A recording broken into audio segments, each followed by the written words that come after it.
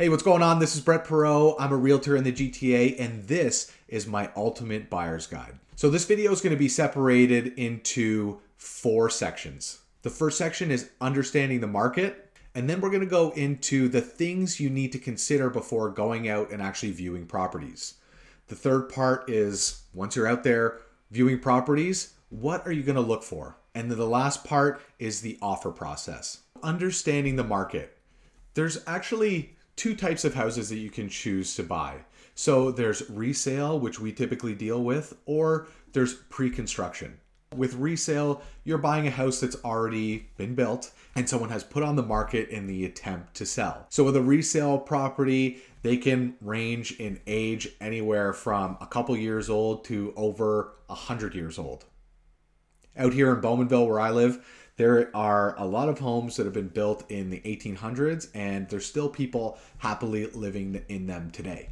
So when we're talking about pre-construction, what you're doing is you're buying a house off of floor plans. You're going to one of the sales centers and picking a house out of some of the models that they may have. They may have some models that are built already, or you're going to be buying a house from renderings or on a floor plan. Typically with a pre-construction house, you're going to be waiting longer to take possession of this house because it's likely not even built.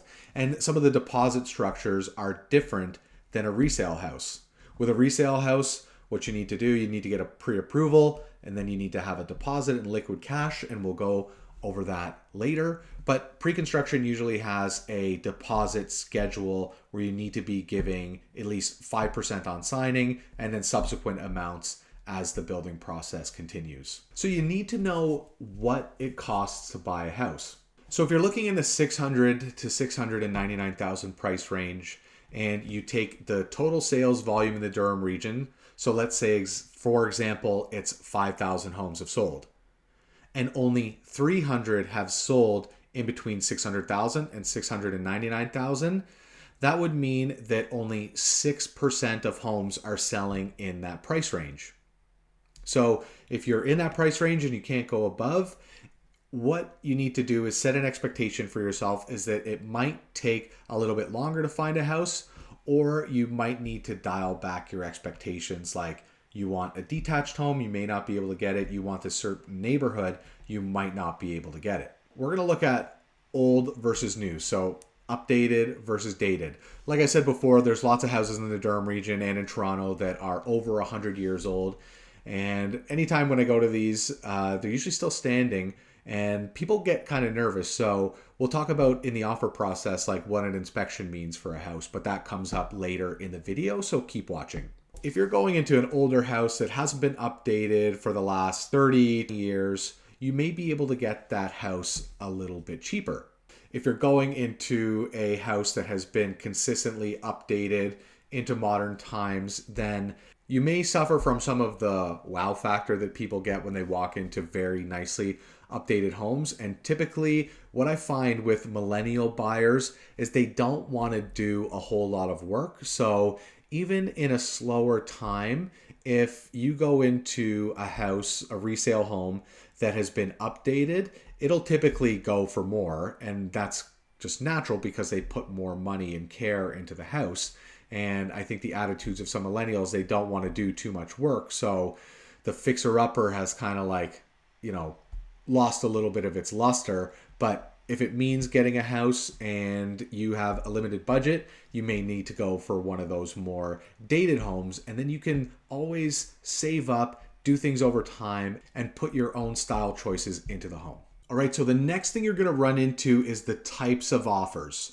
So you're either going to have offers anytime or a property that's setting a specific offer date. Offers anytime is a lot less stressful on buyers because they've listed the property at what they think it's worth, and that's the price, that's what they're looking for. It may vary at times where you get some multiple offers in, 1 or 2, and you still have to compete for this property, but it's definitely not as stressful as the next one we're going to talk about, which is the offer date. So usually these places are priced intentionally low in order to drive a lot of traffic into the house. So what happens is that they allow showings for a certain amount of time and then they hold an offer date where you and your realtor need to come to a market value for the house and then try and bid on it. Usually, this type of house sells for its market value, what it would sell for anyway. And what we've seen recently in the Durham region is a little bit less than what we were seeing back before in the heyday of the February, March 2022, where places were going for 130% of list price. And what we're seeing now is around that 102, 105% of list price, at least through the spring and the early summer. So now you want to get into the data that matters, the data that matters. You can have access to all this data by going to the TREB Market Watch. TREB is the Toronto Real Estate Board, and you can go to their Market Watch section and access all of this data as it's publicly available. And what we tend to look at is months of inventory, the average list versus the sale price, and days on the market. All right, so let's talk about months of inventory. And this one is really important in determining whether it's a seller's, a balanced, or a buyer's market. So let's say, for example, I'm going to go to my calculator here, and you had 3,000 homes for sale in the Durham region in any given month. So the last month you would be looking at. You find the total number of transactions for that month. So for easy math, let's say it's 1,000. So we're going to divide the total active listings, so 3,000, by the total sold, 1,000 in that given period, and you get an answer of 3. So that means there's 3 months of inventory. So typically that would be a soft seller's market. Anything under 4 is a seller's market. Pushing above 4, it's a little bit of a balanced market. And when you're getting up to 6 months of inventory, buyers are really in control at that point. So whether it's a seller's, balanced, or buyer's market, it's really going to determine how difficult it's going to be to get a house. If you're in a really hot seller's market, which we've been in for a long time, you're going to see more of that offer date price low strategy than you would in a more balanced or buyer's focused market, where you would see a lot of places priced offers anytime, and you may actually be able to get some conditions in and get a little bit of money off the price. But we'll go over that later in the offer process. Next, we need to look at the average list versus sale price. And I touched on that a little bit earlier about the percentage that it's going over or below. So an average list versus sale price, if you look on the TREB Market Watch data, it'll give you a value either, commonly what you're going to see these days is a little bit under 100 or a little bit over 100. So anytime you're seeing values of 102, 103, that means houses are typically selling for 2 to 3% over their list price. If you're seeing 97, 96, then they're selling for, 3 to 4% under their listing price. Back in February 2022, when interest rates were low, it was a very hot market. We were seeing some places sell for 30% more than their actual list price. So if you bid on a house that was $1 million and it ended up selling for 1.3 million, that is a 130% of list price. We're not at that anymore, which I think is good for buyers, although, supply is still pretty tight, so it is pretty hard. You need to know about days on market. So this is how long the house has been listed. What you want to do for days on market in the TREB Market Watch tables here, you can look at the specific area that you want and see how many days has this house been listed, so days on market. So it'll give you an average days on market. So say, for example, you're looking in South Ajax by the lake, which is beautiful, by the way, and most houses are selling within 14 days. Then you see a listing pop through from your realtor that has been sitting for, say, 19, 20 days. What that should be indicating to the seller and to you is that that home is priced incorrectly. Sometimes it's stubborn sellers who don't want to take less, or they're going to be losing equity if they take less, or it's just an incorrectly priced property, and your realtor will be able to go in there, maybe provide some other comparables in a negotiation process and say, this is why we've offered less. And you may be able to score yourself a good deal. All right, so that wraps up our first bit about understanding the market. And if you want to fast track this process and not watch the rest of the video, just click the first link in the description and you can book a discovery call with us and we can go over the entire buying process with you. So these are the 5 things you need to consider throughout the buying process. When it comes to understanding the market, our first bit, that lends to setting the correct expectations for your search. What you want to do from the outset is get a pre-approval with a mortgage broker. And if you want to book that discovery call, we can hook you up with some trusted professionals that we use commonly and that our clients love. And, you know, I get the allure. You want to go out and you want to look at houses, even if you're not quite there yet. It's pretty interesting. You can get to see other people's houses and what they look like. But what you're doing is kind of wasting your own time. And if there's a realtor that, doesn't know that you haven't been pre-approved yet, or is maybe desperate for some business, they might bring you out anyway, even though you might be wasting their time as well. And then just imagine you get to a place where you're like, oh my God, like I love this place. They're doing offers in 2 days.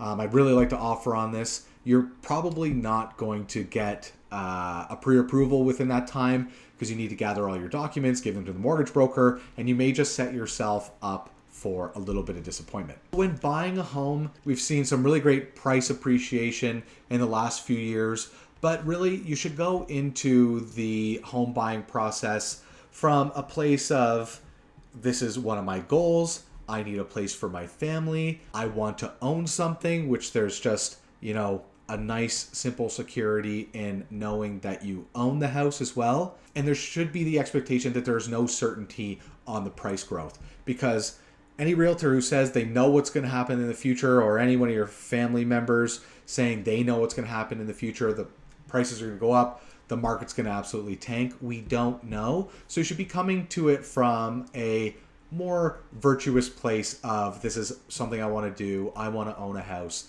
and not be too concerned with the price growth. And then as well, along with the price growth, interest rates, we don't know what they're going to be in 5 years, if they're going to drop or if they're going to go up. So that's all part of getting a pre-approval, is like, the interest rate, how much you can spend, how much through any other debt you can have that you can spend to service that mortgage every month and be completely fine.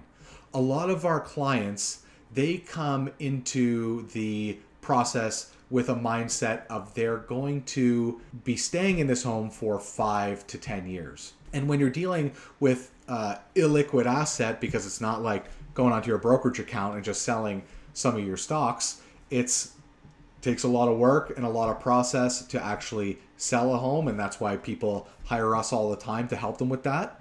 It's a 5 to 10 year mindset that's really going to set you up for a good buy. And it also puts perspective for you that you should be working with a great realtor that is helping you make one of the biggest decisions in your life, because you're going to be living in this place from 5 to 10 years. If you have a good realtor, there's nothing more mortifying than them coming back to you, a year, 2 years later, and just saying like, this house doesn't work. And there was probably something in the process of buying that was a little bit off, or you didn't quite trust your gut. So that's what we hate to see. Obviously, someone coming back because they're obviously not satisfied with the home that they purchased. You would think that I would love that, but you'd be wrong. Don't all realtors just want you to buy and sell all the time? No. And that's not true. A lot of us are professionals that want you to make the best decision so that you can be comfortable and confident going into it with that 5 to 10 year mindset. What you want to look at when you're choosing a neighborhood is you need to look at your life and how your life operates. So that comes down to how many people are going to be living in the place. Are you single? Are you a family? So if you're single, maybe you want to be close to more amenities, or if you're just a husband and wife, boyfriend and girlfriend, you want to look at the amenities because maybe you want to have some fun, entertain yourself, and you want a little bit of a nightlife. If you are a parent and your kids are school age or going into schools, neighborhood data is very important. So we usually print off a sheet through one of our back-end systems that has all the demographic, neighborhood data, the turnover of the area, and we can also get access to school scores so you can pick a neighborhood that fits well with your family, has a good school score, and that you can be proud to live in. Okay, so when we're talking about a hot market, pretty much everything sells, even if it's not that great. And back in the high time of February 2022, everything was selling, even if it was, for lack of a better term, a piece of junk. In a little bit of a slower market, which what we're experiencing now, wow factor really has a big determination on where the price is going to go. When you go into a house and you get that wow factor, like they've done everything, they've done the bathrooms, they've done the kitchen, it's beautiful, it looks like it came out of a home, Better Home and Garden magazine or something like that, then usually I find anecdotally that those places get run up in price a little bit more. And in a slower market where buyers can be a little bit more choosy, they're probably looking for that because, like, you know, if it's within budget and you like the style of the house, wouldn't you rather go in there and not have to do any work? So these houses just have subjective characteristics that appeal to a lot of people and get people really excited. If you don't mind a little bit of elbow grease in a slower market, you may be able to get a better deal, and you can turn that house into something that's your own and something that fits your style and your lifestyle. All right, so the next one, you've heard this before, location, location, location. In Durham, we have some hot areas. We have very few not areas, as most of Durham is actually a really great place to live and raise a family. Although there are some areas you will want to avoid, especially if price appreciation is on your mind a little bit. And I know with a lot of buyers, even though we say to set the expectation, don't have it on your mind so much, people still do think about the price appreciation of their home, and being in a better neighborhood will definitely help that.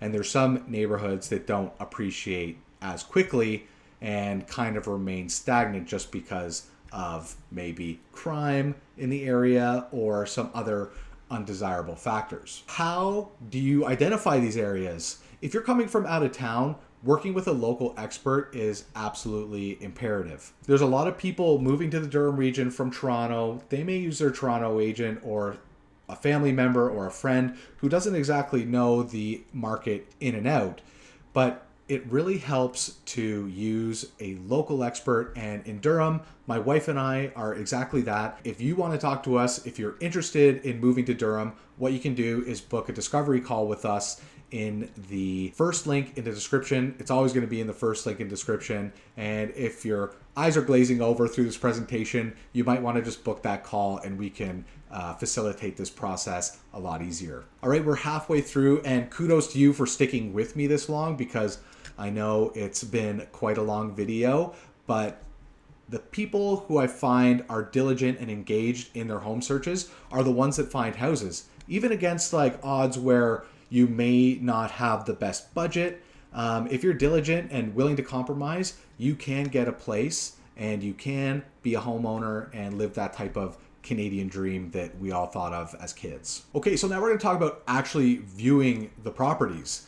And one thing that I tell our buyers a lot of the time is the gut feeling.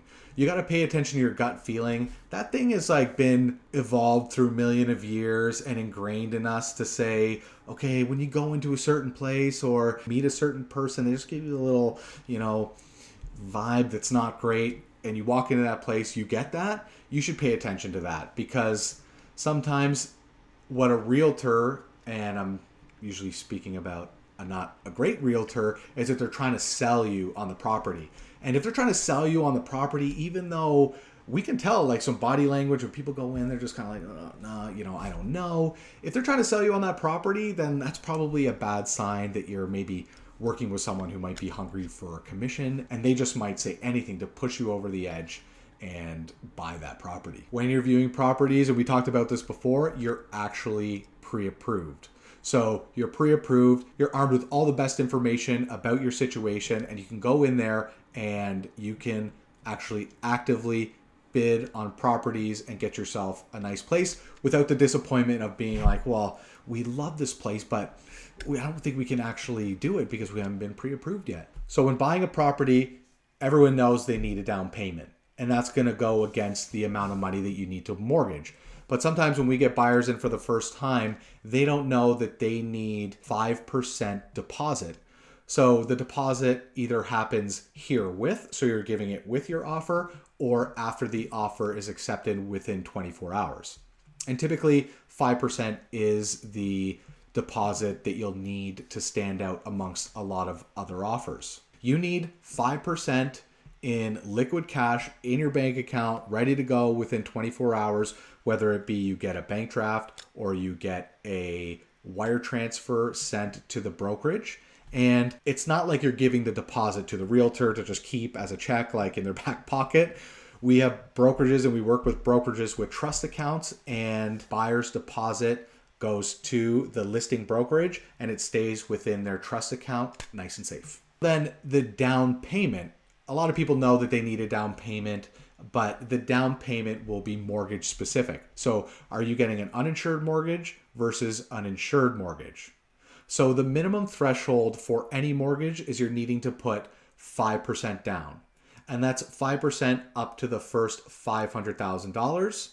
And then anywhere over $500,000, you need to put 10% down of that remaining amount. And then anything over 1 million, you must put 20% down on the entire purchase price. So say you're buying a house for $600,000. So you would need 5% up to the first 500,000. So that's $25,000. And then 10% of that remaining $100,000 from 500,000 to 600,000, you're going to pay 10% on that 100,000. So that's another 10,000 on top. 5% on the first 500,000 of a $600,000 purchase equals 25,000.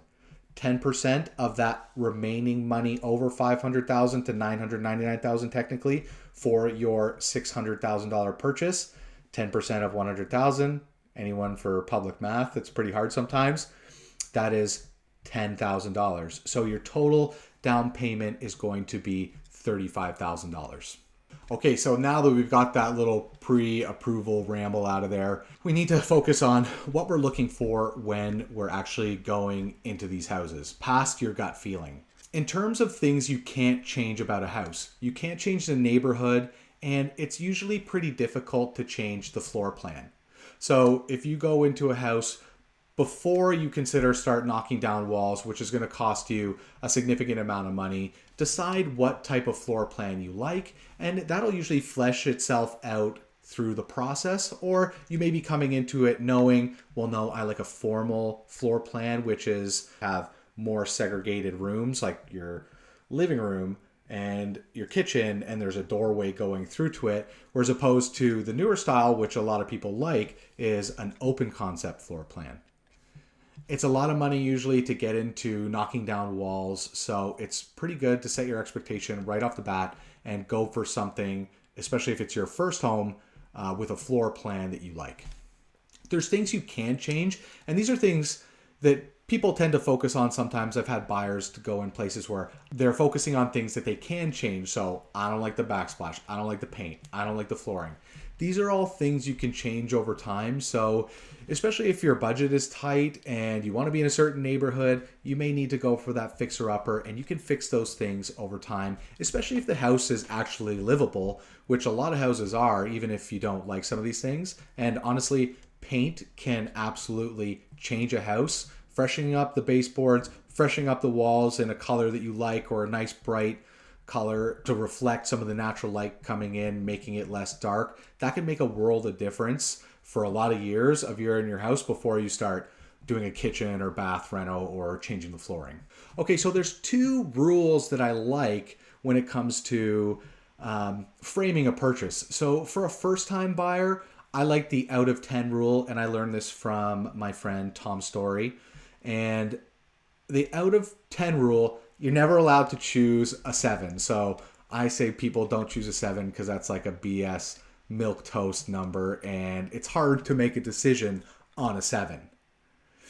You can do the out of 10 rule where you're choosing either 6 or below, and that's probably not something you're going to be putting an offer on. But anything 8 and above, that's probably something you're pretty interested in putting an offer in on.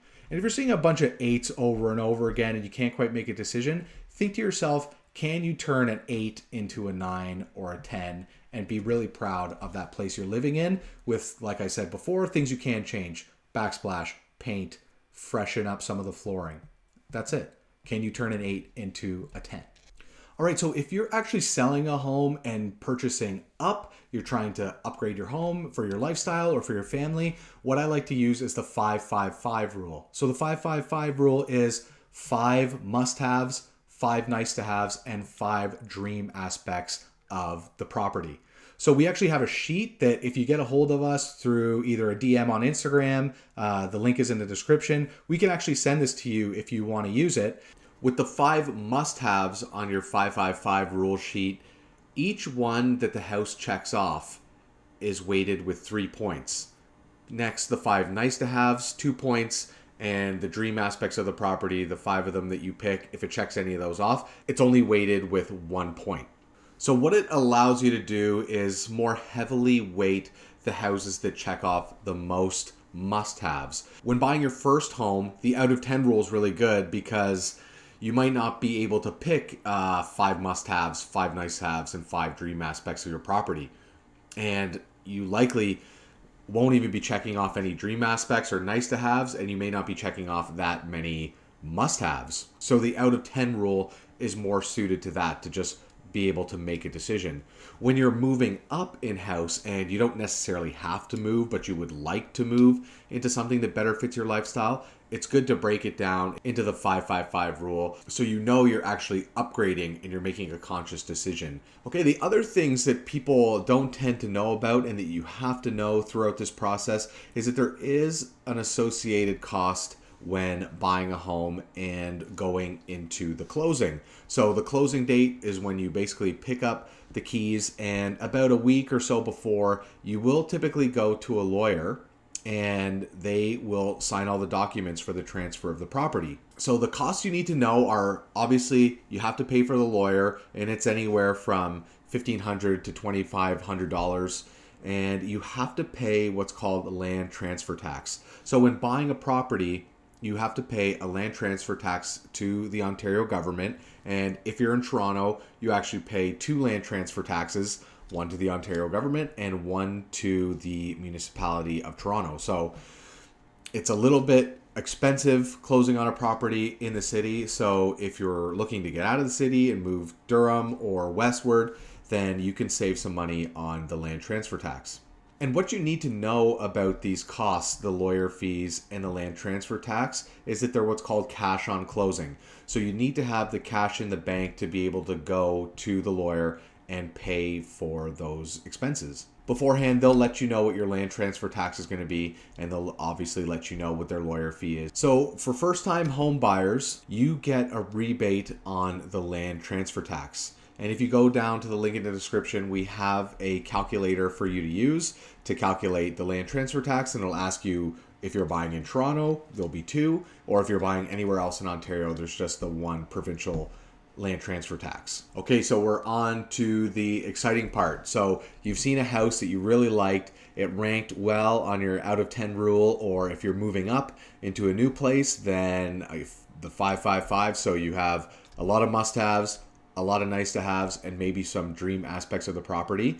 So these are the 5 things you need to know about the offer. It's basically the most important things in the offer, and that is the price. First and foremost, everyone always asks about the price. What's a good price to offer if you're in a offer scenario, or if you're going after something that's been on the market for a while, what could you get it for? Your realtor is going to provide you with comparable sales of places that are similar and within an arm's reach, so in the same neighborhood, and your realtor is going to help you come to a decision based on your budget of what is an acceptable price to go in at. So typically in a hotter seller's market, what will happen is that the listing agents will be asking for a minimum 5% deposit in order for you to be competitive, and there's times where we see deposits pushing up higher as it's a way to negotiate, because that deposit is an assurance to the seller that you are going to complete the transaction. 5% is pretty standard, and again, you need to have the deposit in liquid cash, able to pick it up by bank draft or send it by wire transfer at your bank within 24 hours of the accepted offer. Or what you can do is, if you're in a multiple offer scenario and you really love a house, you can actually give the deposit herewith. So what that means is that you go to the bank, you get a bank draft in the listing brokerage's name, and you're sending either a picture or a photocopy with your offer to say, we have this money right now ready to go. And it's a way that you can assure a seller that you're good to go and you have some skin in the game. Closing date. So this is when you're actually getting the keys. You need to pick a closing date that's appropriate. Sometimes they'll have a specific closing date that they need, or it'll be to be determined. I find if, say, you are bidding on a vacant property, if you can do a shorter closing, it's usually beneficial just because that seller won't have to pay for the mortgage any longer than they need to. So the irrevocable date is next. Irrevocable is how long the offer is valid. And this is basically the amount of time that you're giving the seller to answer to your offer. And they can do one of three things. They can either accept the offer as it stands, they can counter your offer, or they can outright reject your offer. Hopefully, if you're going after a place that's offers any time, they're not just straight up rejecting your offer. And hopefully your realtor has helped you arrive at a good price with good conditions. So in order to entice the seller into coming to the table and at least countering and doing a sign back of your offer. The next most important part is conditions. In a hot seller's market, what we saw was a lot of buyers were going in firm. And that means that there are no conditions in the offer. And I'm going to talk about the two most common conditions that we see in resale properties. And that is an inspection condition and a financing condition. So the inspection condition is the buyer, at the buyer's expense, hiring a home inspector and check out the condition of the home in order for you to be satisfied that you're buying a home that's free of any big issues that are going to cost you a lot of money down the road. Next is financing. So financing is a condition where you are getting your formal mortgage approval. So it's a little bit different than a pre-approval. Pre-approval gets you up to the point where they've ran all your numbers and they say this is basically how much you can spend.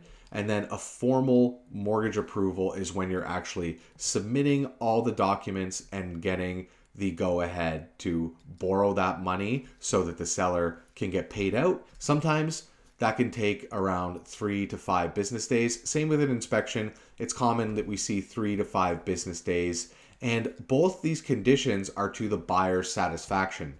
So if the inspection isn't to the satisfaction of the buyer and the financing or the mortgage that they got isn't to the satisfaction of the buyer, what they'll do is they won't fulfill the condition and they can basically get out of the deal and get their deposit back. So this is obviously a risk for sellers. So if you're in a hot market with a lot of competition, usually a seller, even if there's a little bit less money on the table, it might be smart for them to take an offer with no conditions. So in a more balanced market, you can sometimes get conditions in and you can have a little bit more peace of mind knowing that your financing is good and knowing that the inspection is good and the house isn't going to cost you any unexpected big money in the future. I want to touch on condos quickly because there's a separate condition for condos, and that is the status certificate. When you are purchasing a condo, there's actually a corporation that runs that building and makes sure that all the maintenance,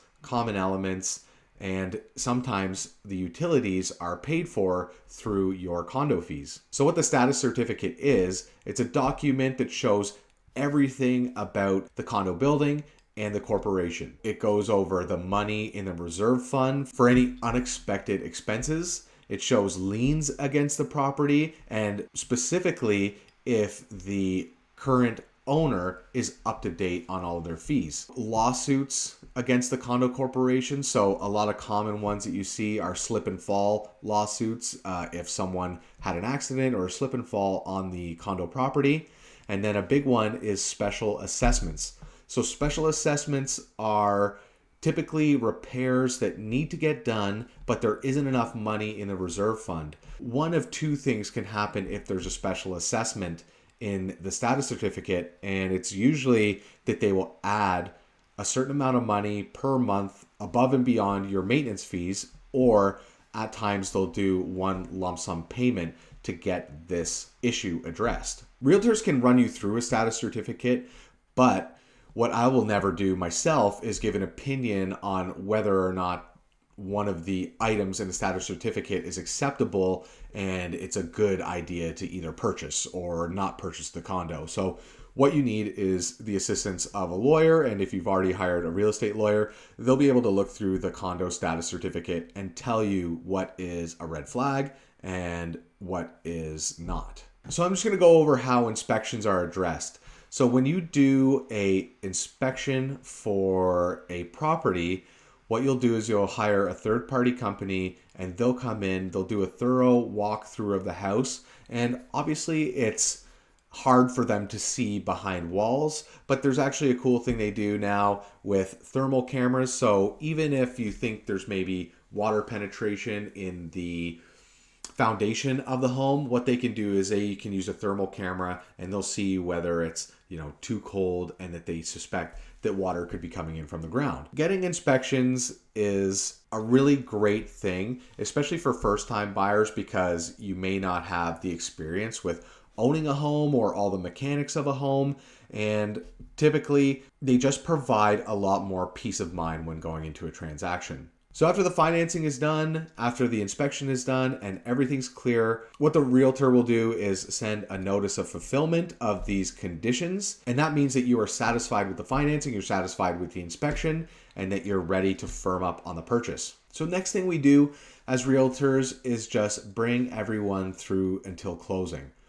So you're going to talk to the lawyer, obviously, a week or a few days before the actual closing to go sign papers. And then what you need to do is you need to be mindful of setting up the utilities like your water, your gas, and your electric bill, and then moving your driver's licenses, your mail, all to the new address. And it's typical in the offer that we will put 2 buyer revisits.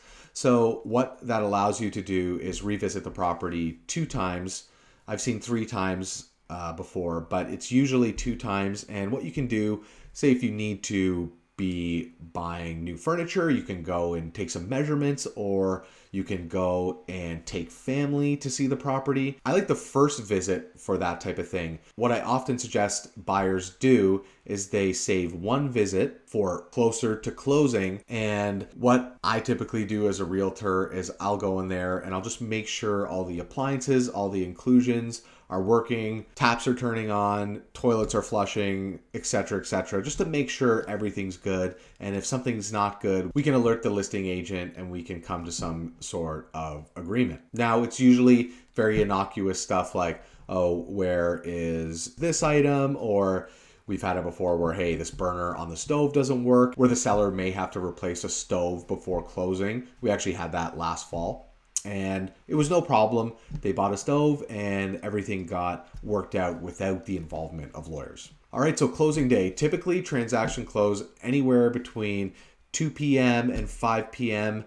And we typically do closings on Tuesday, Wednesday, and Thursday. We don't like to do Mondays because people are just coming back from the weekend. And we definitely don't like to do Fridays because if there's ever an issue on closing, lawyers don't work the weekend, bankers don't work the weekend. It's only crazy people like realtors who are always working weekends. And during closing, what you're really waiting to happen is for the transfer documents to go through, and also for your financing for your bank to actually send the money to the seller. And what will happen is you'll get a call from the lawyer saying the funds have been transferred and you own your new home. If you made it through this whole video, which I know was very long, what I can tell you is that usually the buyers that find houses and the buyers that find houses that fit them really well are the really diligent ones. So I have to give you kudos for making it through this whole video, and I really hope it was helpful. And once again, if you want to go through this presentation or you want to go through the buyer process with me, what you can do is you can click the first link in the description and just book a discovery call, and we can go from there to see what your needs, your wants are, and to get you into your first home or your next home. All right, that's it for me. See you next video.